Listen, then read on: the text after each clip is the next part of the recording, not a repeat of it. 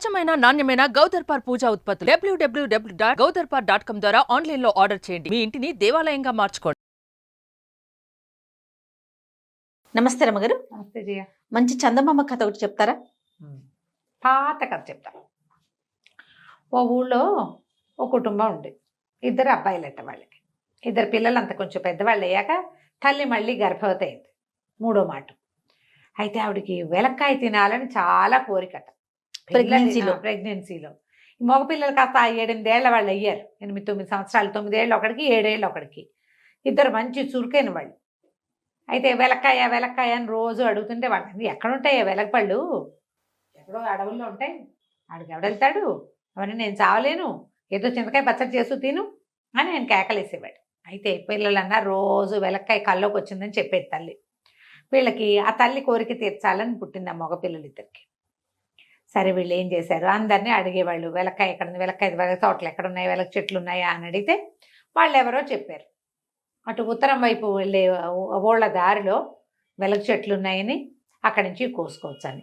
ఈ పిల్లలిద్దరూ 2 రోజులకి 3 రోజులకి ఒకసారి వెళ్ళి చూసొస్తూ పర్వాలా మనం వెళ్ళగలిగే దూరమేనని ఇద్దరు పోయి అడవిలోకి వెళ్ళారు. వెళ్తే అది పెద్దగా మనుషులు తిరిగే ప్రాంతం కాదు, షార్ట్ కట్స్ ఏవో ఉన్నాయి, ఇంకో పక్క నుంచి వెళ్ళేవాళ్ళు. సరే అందరూ తిరిగేది కాకుండా కొంచెం నిర్జనంగా ఉన్న ప్రదేశంలో చూస్తే వెలగ చెట్లు కనపడ్డాయి. పిల్లలిద్దరూ ఏం చేశారు, ఒకడు చిన్నవాడిని ఎక్కించి పెద్దవాడి కింద ఉండి క్యాచ్లు పెట్టి ఒక 1/2 డజన్ పళ్ళు తెంపేశారు కదా. ఇట పళ్ళు తీసుకుని ఇట కిందకి దిగి తువ్వాల్లో మూటగట్టారు. మంచి మంచి వాసన వస్తుంది, వెలగపళ్ళ వాసన, మహా రుచికరమైన వాసన, భలే పిలుస్తుంది. ఆ పళ్ళు మూటగట్టి భుజాన్ని వేసుకుని నడిచి వచ్చే లోపల ఒక బ్రహ్మరాక్షసుడు కనపడ్డాడు వాళ్ళకి, పిల్లలకి. ఆ చెట్టు వాడిది. పట్టేసుకున్నాడు ఇద్దరిని. పట్టేసుకుంటే కేకలు పెట్టారు పిల్లలు, వదిలే మమ్మల్ని అంటే, ఎవర్రా మీరు, ఇంత భయం లేకుండా ఎందుకు వచ్చారంటే, ఆ కాదు వెలక్కాయలు కోసుకోవడానికి వచ్చాం, మా అమ్మకి వెలక్కాయలు కావాలంది అని చెప్పేశారు కల్లా ఏదన్నాడు, ఎందుకు రా వెలక్కాయ ఏం చేసుకుంటుందిరా మేము అన్నాడు. కాదు మా అమ్మ కడుపుతో ఉంది, ఆవిడికి తినాలంటే తీసుకోవడానికి వచ్చాము, అన్ని కాయలు వద్దు, వదిలేస్తాం, 2 కాయలు ఇవ్వు చాలు మాకు, మిగిలిన నువ్వే తీసేసుకోమన్నారు అనేసరికల్లా వీడికి ఏం తట్టింది, ఈ పిల్లలిద్దరికి అక్కడ కడుపుతో ఉంది అన్న మాట ఇంట్రెస్టింగ్గా తోచింది ఆ రాక్షసుడికి. వాడు అన్నాడు, మొత్తం కాయలు పట్టుకుపోండి, మీ ఇద్దరిని వదిలేస్తా, మేమ్మ కడుపుతో ఉంది కదా, కన్నాక ఆ పిల్లని నాకు ఇచ్చేయాలి.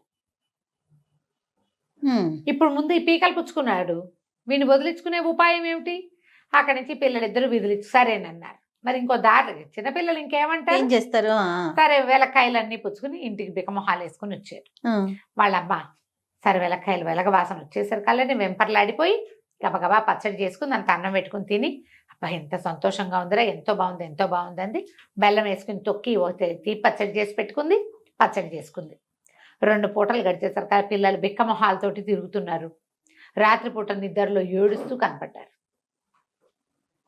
అక్కడి నుంచి బతిమలాడింది, ఎందుకురా ఏమైందిరా, ఏదైనా దెబ్బ తగిలిందా, కడుపులో నొప్పిగా ఉందా, ఆకలిస్తుందా, నాన్న తిట్టాడా, 100 ప్రశ్నలు అడిగితే అమ్మ వెలక్కాయలు కోయటానికి అడవిలోకి వెళ్తే రాక్షసుడు పట్టేశాడు, నువ్వు కన్నాక పుట్టిన పాపాయిని తనకి ఇచ్చేయాలన్నాడే, లేకపోతే మా ఇద్దరిని చంపేస్తామన్నాడు అనేసరికల్లా ఇక భయమేసింది. కానీ పిల్లల్ని ఓదార్చింది గట్టిది. ఏమంది, ఒరే ఇప్పుడు కాదురా చెల్లాయో తమ్ముడో పుట్టే కదా, ఆనాడు చూసుకుందాము, ఇంతకీ 4-3వ నెల కనాలుగా. సరే అక్కడి నుంచి సర్దుకున్నారు పిల్లలు. వాళ్ళ అమ్మ ఏదో మరిపించింది, ఆ కథ ఈ కథ చెప్పింది. రాక్షసుని ఎట్టా మట్టు పెట్టచ్చో బోళ్ళని చందమామ కథలు ఉన్నాయి, ఆ రోజుల్లో కూడా ఉండేవి. నెత్తి మీద వేడి నూనె పోయటం, అరిసెలు కర్ర పెట్టి నెత్తి మీద ఒకటి పెట్టడం, దుడ్డు కర్ర పెట్టి కొట్టేయటం, అట్లాంటివి బోళ్ళు కథలు చెప్పి పిల్లల్ని మాయబుచ్చేసింది. సరే కొన్ని రోజులకి కన్నది ఈవిడికి ఆడపిల్ల పుట్టింది. చక్కగా అందంగా బొమ్మలా ఉన్న పిల్లకి కనకమ్మ అని పేరు పెట్టుకున్నారు. సరే 6-8 నెలలు గడిచాక ఈ ఊళ్ళలో జనాలు ఎవరో మాట్లాడుకుంటూ అటు పోతుండగా వీళ్ళింటో ఆడపిల్ల పుట్టిందని బ్రహ్మరాక్షసుడికి కర్ణాకర్ణిగా తెలిసిపోయింది. ఒకరోజు వచ్చేసాడు వాడు రాక్షసుడు, వీళ్ళ ఇంటికి వచ్చేసరికి అలా ఈవిడ పంచలో కూర్చుని పిల్లకి పాలిస్తోంది ఒళ్ళో వేసుకుని. అది చూసి నీ కొడుకులిద్దరిని వదిలిపెట్టేశాను, ఈ పిల్ల కోసం ఇచ్చేయి, నా పిల్లని నాకు ఇచ్చేసేయి, నేను ఇచ్చిన వెలగపళ్ళు దీనికి అన్నావు దీన్ని అని కేకలు పెట్టాడు. ఆవిడేమంది, అదేమిటి ఇంత పాలు తాగే పిల్ల, ఇది ఇంతుంది, ఇది నీకేం సరిపోతుంది, కాస్త 6-7 ఏళ్ళు 8 ఏళ్ళు రానివ్వు, పిల్ల కొంచెం పెరుగుతుంది, అప్పుడు ఇస్తా. మేము ఆటాపాట ముద్దు ముచ్చట చూసుకుంటాం, ఆడపిల్లలు లేరు నాకు, ఇద్దరు మగపిల్లలేను, అప్పుడు పట్టుకెళ్తూ కానీ అప్పుడు ఆ మాత్రం పిల్ల అయితే కదా నీకు సరిపోయేదని అనేసరికి సరేనండి రాక్షసుడు, ఇది పాయింటే కదా, అవును. పిల్ల కొంచెం పెరగాలి కదా, ఏ పండైనా పక్వానికి వస్తేనే రుచిగా ఉంటుంది, పచ్చికలసపాక ఏమి రుచి అని పిల్లని వదిలిపెట్టిపోయాడు.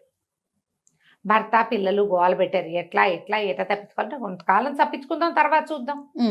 పిల్ల మంచి తెలివిగలది, దానికి ఏడాదికే నడకొచ్చేస్తుంది, ఏడాది దానికే మాటలు పాటలు అన్నీ వచ్చినాయి.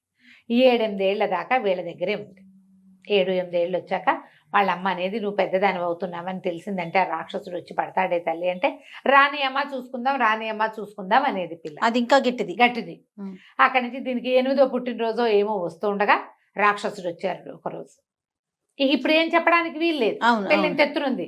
7-8 ఏళ్ళు వచ్చేసరికల్లా ఆడపిల్లలు సాగోరు ఉంటారుగా కొంచెం పొడుగ్గా. అక్కడి నుంచి ఆ పిల్లని ఎత్తి భుజాన్ని వేసుకున్నాడు.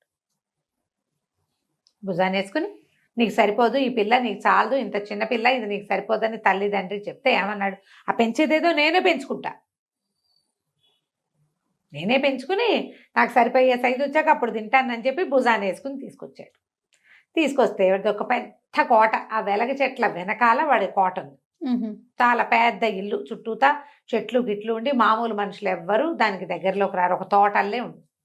ఆ ఇంట్లో దించాడు. పిల్ల కాస్త అన్నం వండుకొని తింటాలు అన్నీ వచ్చు, పళ్ళు కోసుకొని తింటాలు వచ్చు. 7-8 ఏళ్ళు వస్తే పాతకాలంలో 8-7 పిల్లలకి అన్ని పనులు వచ్చే ఉండేవి. అవును. అక్కడి నుంచి పిల్లని ఇంట్లో దింపితే అది ఆ ఇల్లంతా తిరిగి అటు తిరిగి ఇటు తిరిగి చూస్తూ ఉండేది. భయం లేకుండానే ఉంది, చూద్దాం ఎన్నాళ్ళు గడుస్తుందో అని. అంత పైగా 8 ఏళ్ల పిల్లలకి అంత భయాలు తెలియవు అందరికీ. అవును. అయితే రాక్షసుడు పొద్దునే వెళ్ళి సాయంత్రం తిరిగి వచ్చేవాడు. వాడు లేనప్పుడు ఇది ఇంటి చుట్టుపక్కల ఉన్న తోటలో చెట్లకి పొట్లకి పువ్వులు కోసుకుని తిరుగుతుంటే ఈ ఇంటికి పెడగా ఒక స్తంభం ఉంది, గంధపు స్తంభం, పెద్ద స్తంభం లాంటిది ఉంది. ఆ స్తంభం ఏమిటో వాడికి కూడా తెలియదు. ఆ ఇల్లు ఎవరిదో వీడు ఆక్యుపై చేసుకుని ఉంటున్నాడు అందులో. ఓకే. ఈ పిల్ల స్తంభానికి ఇట్లా చేయబెట్టి స్తంభం చుట్టూతో తిరుగుతూ గుడుగుడు గుంచం ఆడేది. ఒకతే కదా పాపం ఆడుకోవడానికి. ఇద్దరు పిల్లలుంటే వాన వలపలు గుడుగుడు గుంచాలు ఆడతారు, ఒకళ్ళే ఉంటే ఏం ఆడతారు.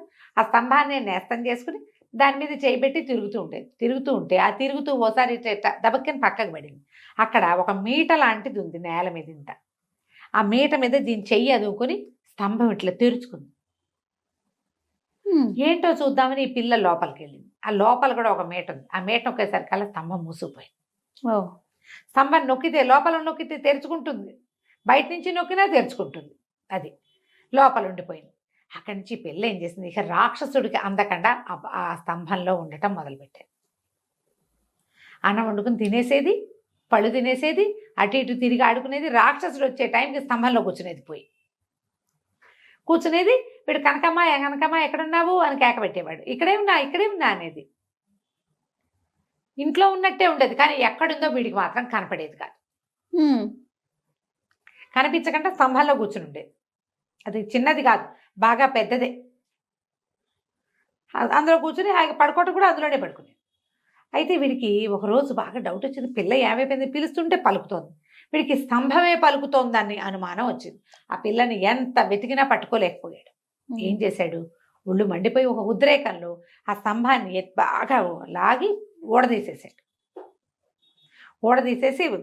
లాగేశాడు. నేల మీద పాతి పెట్టబడి ఉంది కదా, పీకేసి దాన్ని తీసుకెళ్ళి అవతల ఊర్లో ఒక ఉద్యానవనంలో పడేసేసి వచ్చేసాడు. ఇక్కడ పిల్ల లేదు, ఇంట్లో పిల్ల లేదు, స్తంభంలో ఉంటుంది అన్న ఊహ కూడా వాడికి లేదు. ఆ స్తంభమే పిల్లలాగా మాట్లాడుతోందని భావించాడు.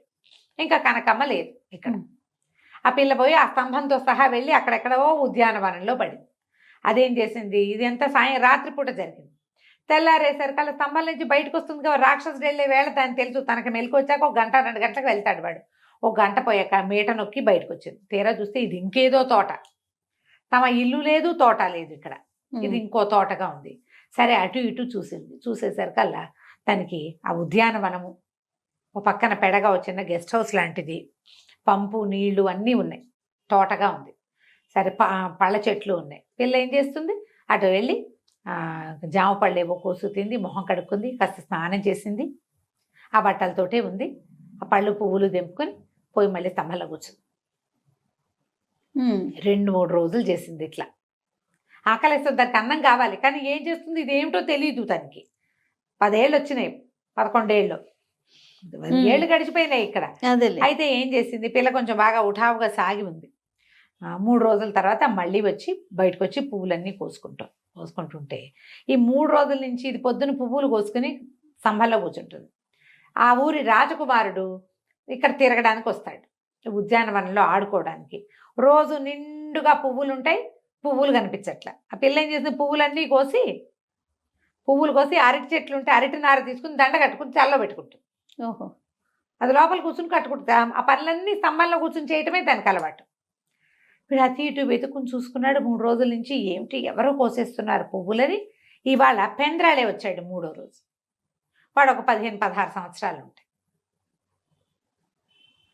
ఎవరో కోస్తున్నారు, నా తోటలో పువ్వులు కోయటం ఏమిటి, వాడికి అలా గ్రీన్గా రెడ్గా పింక్గా ఉంటే ఇష్టం. తీరా పొద్దున్నే వచ్చేసరికి ఈ పిల్ల పువ్వులు కోస్తూ పట్టుకున్నాడు దాన్ని. ఎవరు నువ్వు, ఏంటంటే ఏం చెప్తుంది, నువ్వు ఎక్కడి నుంచి వచ్చావు, ఏది మీలంటే ఈ స్తంభమే మాయలేదు.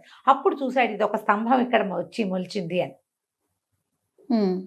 ఇందులోకి ఎట్లా వెళ్తున్నావు అంటే దానికి బయట ఉంది, బయట వైపుకి ఒక మేట ఉంది, ఇది నొక్కితే తెరుచుకుంటుంది, నేను లోపలికి వెళ్ళిపోతా. ఆ లోపల తెరుచుంది, నొక్కితే తెరుచుకుంటుంది, బయటకు వచ్చేస్తానండి. ఆశ్చర్యపోయాడు, ఏమిటి ఇట్లా ఉందా, ఎట్లా వచ్చావు ఏంటంటే చెప్పింది, నేను ఇట్లా ఒకళ్ళ అమ్మాయిని రాక్షసుడు ఎత్తుకుపోయాడు, నన్ను వాడే పడేశాడేమో, నేను 3 రోజుల నుంచి ఇక్కడే ఉన్నానంటే ఈ అబ్బాయి ఏం చేశాడు, ఆ పిల్లవాడికి చాలా నచ్చింది. ఆ పిల్లని వెంబడి పెట్టుకుని తమ అంతఃపురానికి తీసుకుపోయాడు. వాళ్ళ అమ్మకి అప్పచెప్పాడు. అమ్మ పిల్ల బాగుంది, పిల్లాడికి ఎటాకు పెళ్లి సంబంధాలు చూస్తున్నాం, ఈ పిల్లని చేసుకుందాం, పెళ్లి చేసేసుకుందాం అనుకున్నారు వాళ్ళు. అమ్మాయిని చక్కగా ఉంచుకున్నారు దగ్గర, దాన్ని శుభ్రంగా తిండి పెట్టారు. ఇన్ని రోజుల నుంచి రాక్షసుడి దగ్గర ఉంటే అదే స్నానం చేసి అదే జల్లేసుకుంటుందిగా, దాన్ని చక్కగా తయారు చేస్తే రాజుగారు ఆశ్చర్యపడి, పిల్ల పండల్లే ఉంది, మనం వెతికినా ఇంతకంటే మంచి పిల్ల దొరకదు కదా. పిల్ల అంతగా ఉంది, కుర్రాడికి ఆసక్తిగా ఉంది, దాని వెనకాల బట్టి తిరుగుతున్నాడు. సరే పెళ్లి చేస్తాము, ఇంకొంచెం కొద్దిగా పిల్ల సాగాక, పిల్ల ఈడేరాక పెళ్లి చేసుకుందాం అనుకున్నారు. పిల్లని తమ దగ్గరే ఉంచుకుని మళ్ళీ వాళ్ళ ఇంటికి పంపిస్తే బ్రహ్మరాక్షసుడు పట్టేస్తాడు. తమ దగ్గరే ఉంచుకుని ఏదో చదువు చెప్పించారు. 13-14 ఏళ్ళు రాగానే పెళ్ళి అన్నారు. పిల్లాడికి 20 ఏళ్ళు వచ్చేసినాయి. ఈ పిల్ల ఇంకా వాళ్ళ అమ్మా నాన్న పేరే ఎత్తకుండా ఉండిపోయింది ఇక్కడ. అమ్మా నాన్న పేరు ఎత్తితే రాక్షసుడు పట్టేస్తాడు.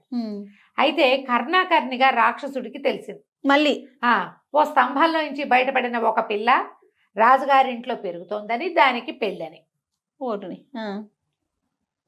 సరే వాడు టైం కోసం వేచి ఉన్నాడు.